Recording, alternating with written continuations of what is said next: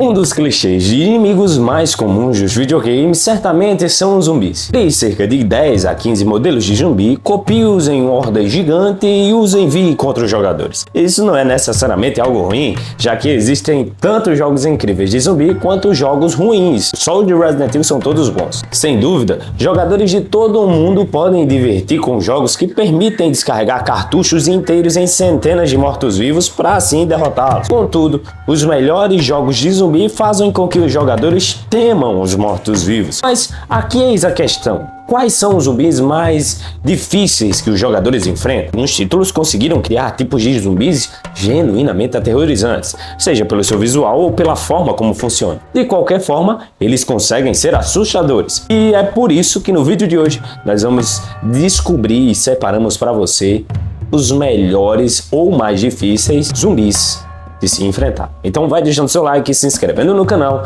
lembrando de ativar os sininhos para você receber os conteúdos que saem aqui semanalmente no Área Zumbi. Então assista esse vídeo, tire suas conclusões e boa sorte!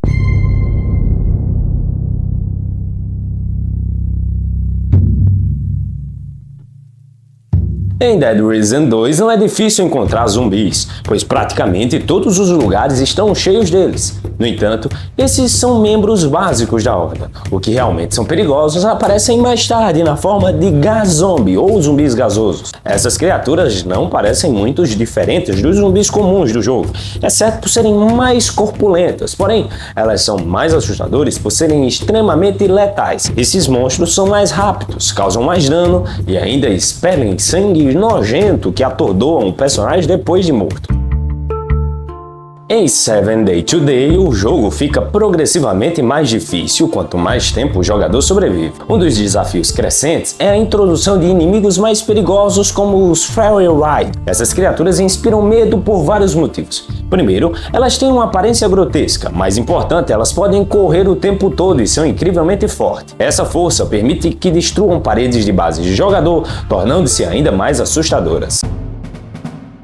Os monstros infectados pelo T-Vírus dos primeiros jogos do Resident Evil são clássicos. Eles se movem lentamente, arrastando os pés pelo chão e gemendo. Os remakes de Resident Evil 2 e Resident Evil 3, eles ficam ainda mais aterrorizantes. Isso se deve ao visual aprimorado pelos gráficos modernos. Além disso, eles são verdadeiramente esponjas de balas. É possível descarregar várias balas de pistola em uma só cabeça sem sequer desacelerá-los. E aí foi um dos motivos que alguns fãs dos jogos ficaram reclamando, ou não, né? Ficaram com mais medo, porque realmente os bichos não morriam de jeito nenhum, cara. Em Back 4 Blood, existem vários tipos de criaturas mortais. Os Slaps são tecnicamente um dos mais fracos, já que é fácil matá-los e eles morrem se errar o ataque no jogador. Contudo, entretanto e todavia, eles são mestres em sustos repentinos. Essas criaturas ficam escondidas em cápsulas, prontas para atacar. Ao passar perto de uma delas, os Slaps pulam no jogador e começam a atacar ferozmente. Geralmente não se vê o ataque chegando, o que os torna aterrorizante, e esse é um dos motivos principais. Imagine só você estar jogando num jogo e não saber quando é que o inimigo chega. Um zumbi em si, quando você já sabe, já é a dar um medo mais assim complicado, imagine quando você não sabe. Os Freakers são os zumbis padrões de Days Gone. Individualmente, eles não são difíceis de enfrentar. No entanto, o verdadeiro terror está nas hordas. Ver um grupo deles avançando em sua direção é uma das cenas mais apavorantes nos jogos, cara. Infelizmente, isso não é uma visão rara, já que os Freakers costumam se agrupar, mesmo quando estão separados. Atacar um deles geralmente atrai os outros, que têm uma percepção incrível e uma velocidade surreal. É a primeira vez que eu vi o jogo no lançamento, que eu vi as hordas, pronto, é Guerra Mundial Z. Entendeu que não é, mas parece um pouquinho. Zombian foca em uma progressão lenta e metódica por Londres, em vez de ação rápida com armas. Os zumbis no jogo têm um designer básico, mas a atmosfera sombria e quase completamente escura os tornam assustadores. O que também contribui para o medo é a dificuldade em matá-los. Se o jogador morrer, seu personagem se torna um zumbi e será necessário enfrentá-lo para recuperar os itens perdidos. Então é uma abordagem de jogos assim de zumbi muito realista. É um dos jogos assim que você olha assim e diz, opa, é uma ideia, uma premissa boa, embora não seja tão famoso. Dead Space apresenta algumas versões mais originais de zumbi, tanto no conceito quanto na execução. Inspirados pelos designs das criaturas de O Enigma de Outro Mundo, de John Carpenter, os necromorfos são resultados de uma praga alienígena que transforma os mortos em monstros zumbificados. Entre eles, os slashes são um dos tipos mais comuns. Esses seres possuem lâminas nos braços e têm uma aparência extremamente assustadora. O visual grotesco é o que torna esses monstros tão aterrorizantes.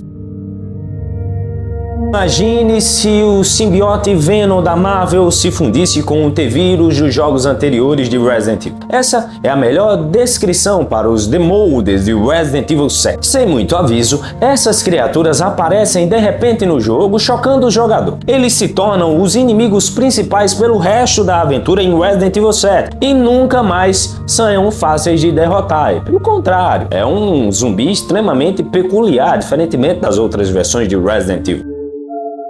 Não podia faltar aqui os zumbis de Call of Duty.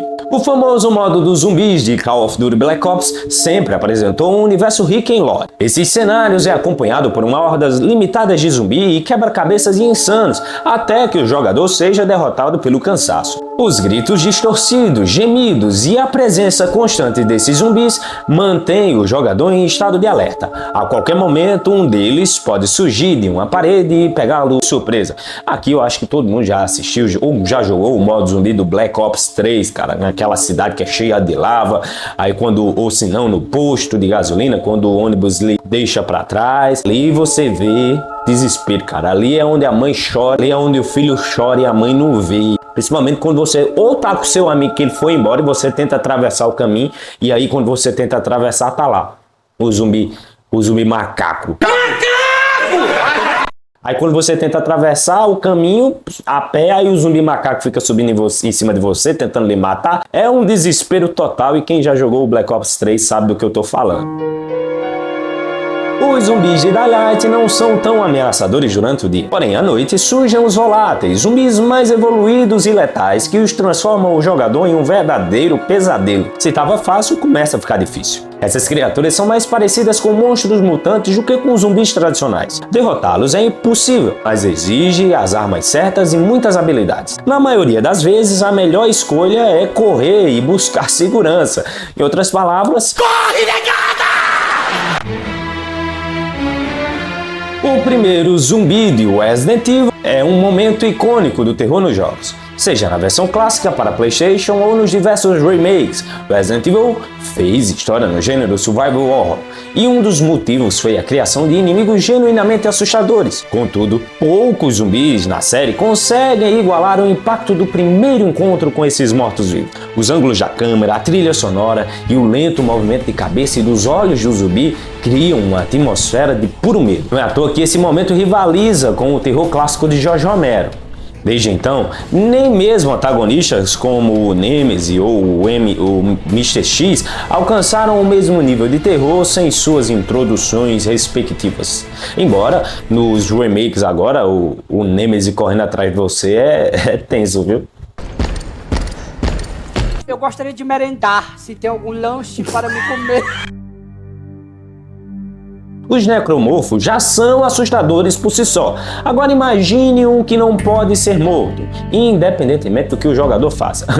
Assim nasce o Hunter, uma criatura de pesadelo que não para de perseguir Isaac Clarke é consegui-lo matar. Essa ameaça constante é amplificada pela atmosfera claustrofóbica de Dead Space.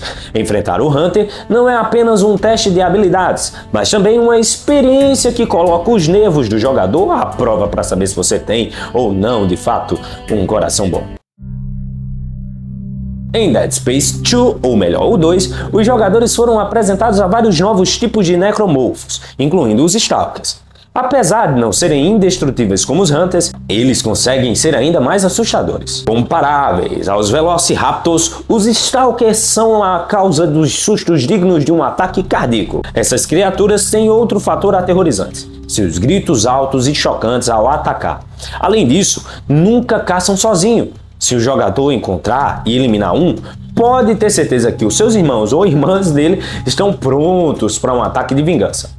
Essa combinação de velocidade e estratégia e ataque em grupo torna os Starks uma ameaça constante e apavorante, se não considerado o zumbi mais difícil de todos os jogos de zumbi.